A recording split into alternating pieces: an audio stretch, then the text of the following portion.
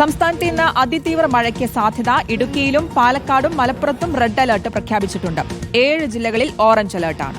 പത്തനംതിട്ട, ഇടുക്കി, പാലക്കാട്, മലപ്പുറം ജില്ലകളിൽ വിദ്യാഭ്യാസ സ്ഥാപനങ്ങൾക്ക് അവധി പ്രഖ്യാപിച്ചിട്ടുണ്ട്. ഗോപാൽ ശീലാസനിലാണ് വിശദാംശങ്ങളുമായി ചേരുന്നത്. ഗോപാൽ, സംസ്ഥാനത്ത് മഴ കനക്കുമെന്നുള്ള മുന്നറിയിപ്പാണ്. എന്തൊക്കെ നിർദ്ദേശങ്ങളാണ് മുന്നോട്ട് വെച്ചിരിക്കുന്നത്? ഒപ്പം അവധി വിശദാംശങ്ങൾ കൂടി പറയും.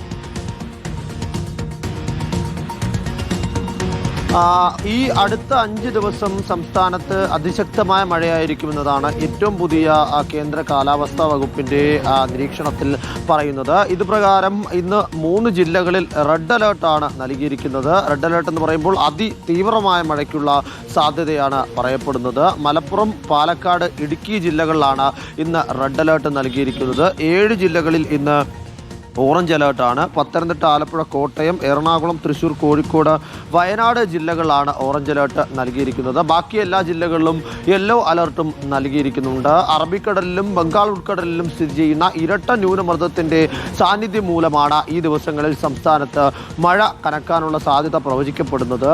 ഇതിൽ 4 ജില്ലകളിൽ ഈ മഴ ശക്തമായതിനാൽ തന്നെ 4 ജില്ലകളിൽ ഇന്ന് വിദ്യാഭ്യാസ സ്ഥാപനങ്ങൾക്ക് അവധി നൽകിയിട്ടുണ്ട്.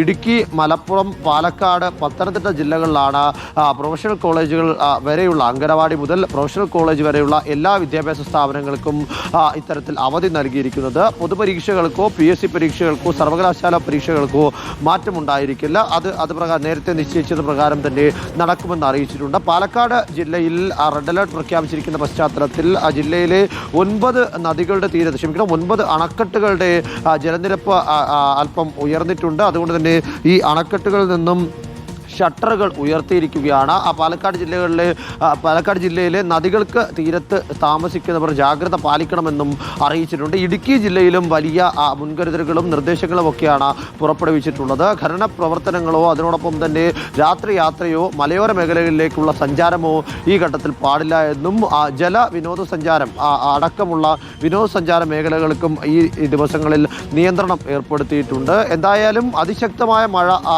പ്രഖ്യാപിച്ചിരിക്കുന്ന അല്ലെങ്കിൽ അതിനുള്ള സാധ്യത പ്രവചിച്ചിരിക്കുന്ന പശ്ചാത്തലത്തിൽ അപകട സാധ്യതാ മേഖലയിലുള്ളവർ ജാഗ്രത പാലിക്കണം എന്നതാണ് അറിയിപ്പിൽ പറയുന്നത്. കാരണം മലയോര മേഖലകളിൽ മണ്ണിടിച്ചിലിനും ഉരുൾപൊട്ടലിനുമുള്ള സാധ്യത പ്രവചിക്കപ്പെടുന്നുണ്ട്. ശക്തമായ കാറ്റിനും ഇടിമിന്നലിനും സാധ്യത ഉള്ളതിനാൽ തന്നെ തീരപ്രദേശങ്ങളിൽ താമസിക്കുന്നവരും അതിനനുസരിച്ചുള്ള മുൻകരുതലുകൾ പാലിക്കണമെന്നും ഈ ജാഗ്രതാ നിർദ്ദേശത്തിൽ പറയുന്നു.